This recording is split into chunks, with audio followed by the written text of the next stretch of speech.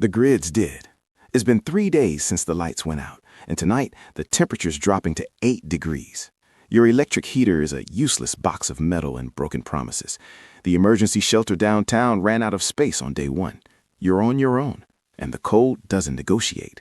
Here's what's going to happen if you don't understand this. You'll panic.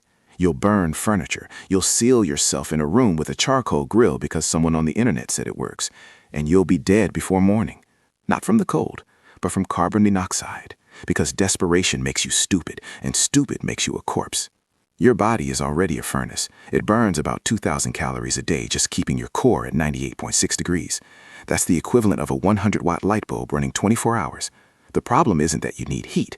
The problem is you're radiating it into a frozen void, and you don't know how to keep it where it belongs. Forget the fireplace you don't have. Forget the generator you didn't buy. Forget the space heater you can't use. You're going to survive this with garbage bags, cooking oil, and the one thing most people throw away without thinking.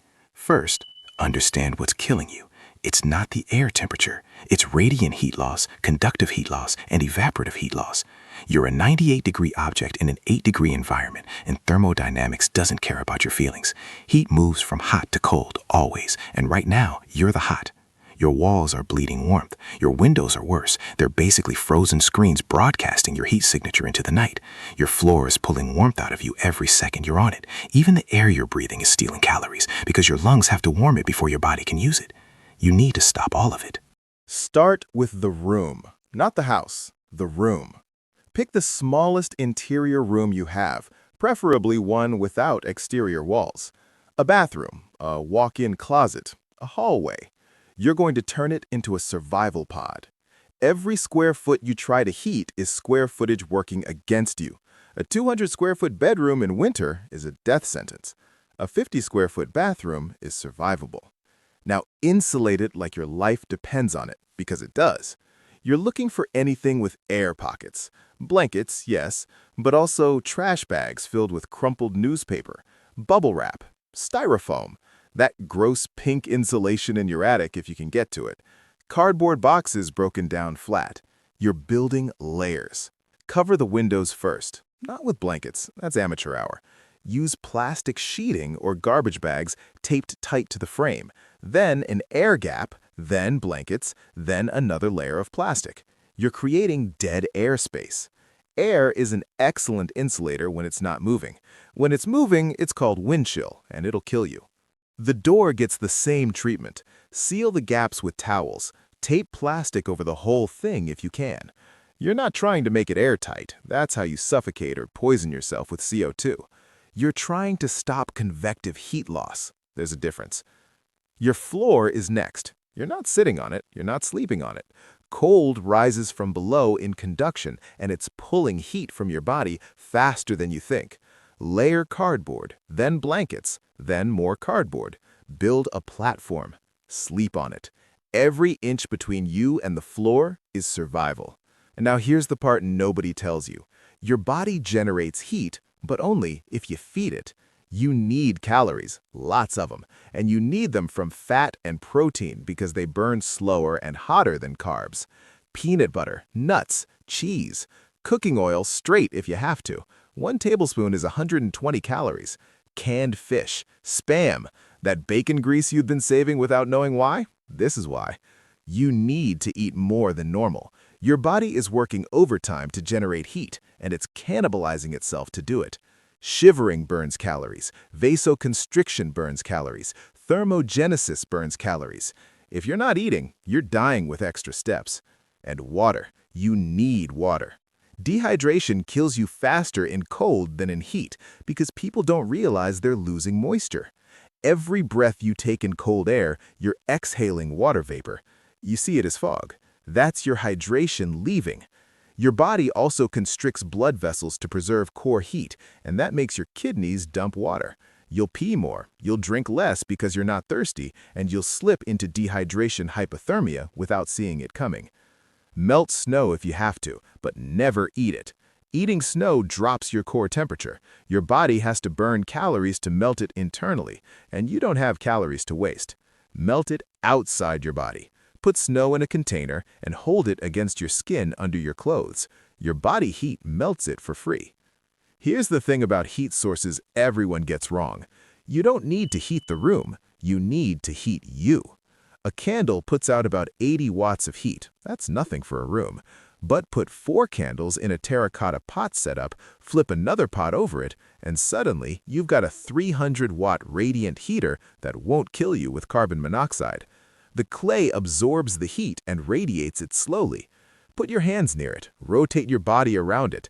You're not warming the air, you're warming your skin, and your skin warms your blood, and your blood warms your core. Tea lights work. Crisco in a can with a wick works. Cooking oil in a jar with a wick works. You're making a primitive oil lamp, and it'll burn for hours on a few ounces of fuel. But you need ventilation. Crack a window in another room, not your survival pod. You're creating a pressure differential. Fresh air comes in, stale air goes out. You don't suffocate. People die every winter because they seal themselves in and carbon dioxide builds up while oxygen drops. You get tired, you get confused, you go to sleep. You don't wake up. It's quiet and it's completely avoidable. Clothing is your next layer of defense. Forget cotton. Cotton kills. It absorbs moisture, holds it against your skin, and conducts heat away like a thermal vampire. If you're wearing cotton and you sweat, you're wrapped in a cold, wet sheet, lowering your core temperature. You want layers. Synthetic base layer against your skin to wick moisture, insulating layer in the middle, fleece or wool, outer layer to block wind. But here's the trick. You don't want to be warm. You want to be slightly cool. The moment you start sweating, you've lost. Sweat is evaporative cooling, and in a survival situation, it's a betrayal by your own biology. Your head loses 30% of your body heat. Your hands and feet lose blood flow first. Cover them. Socks on your hands if you don't have gloves, scarf wrapped around your head, hoodie under a hat. Look stupid, stay alive. Movement matters too, but not too much. Exercise generates heat, but also burns calories you might not have, and makes you sweat. The balance is small movements throughout the day. Clench and release muscles, flex your feet, rotate your shoulders, keep blood flowing without triggering sweat. At night, you're most vulnerable. Your metabolic rate drops during sleep. Your body temperature drops. This is when people slip into hypothermia and don't wake up. Sleep in your clothes, all of them. Sleep with a hat. Use a sleeping bag if you have one. Clothes plus sleeping bag is layers on layers. No sleeping bag? Make one. Garbage bag stuffed with crumpled newspaper, sewn or taped shut. That crumpled paper creates air pockets, and air pockets are insulation. Sleep with another person if you can. Body heat is free heat. Your embarrassment about spooning your brother is less important than your core temperature. 2 people in a sleeping bag meant for one is survival math. And here's what you do if you start slipping. You'll know. Your hands stop working right. Your thoughts get muddy. You stop shivering. That last one is the red flag. Shivering is your body's emergency heat generation. When it stops, you're out of fuel. Eat immediately, anything high calorie. Do jumping jacks, do push-ups. Generate heat mechanically. Get skin-to-skin contact with another person if possible. And check your clothing. If it's wet, change it. Wet clothing in hypothermia is a death sentence. The grid might come back tomorrow. It might come back in a week. It might not come back at all this winter. You can't control that. What you can control is your space, your insulation, your calories, and your understanding of how heat works. People will die this winter because they didn't prepare. They'll die because they panicked. They'll die because they thought heat was something you buy from the power company, and when the company failed, they had no plan B. You have a plan B now. Your survival pod, your insulation layers, your primitive heat source, your calorie stores, your clothing system. The cold is not your enemy. The cold is a condition. Your enemy is ignorance and panic. You just killed both.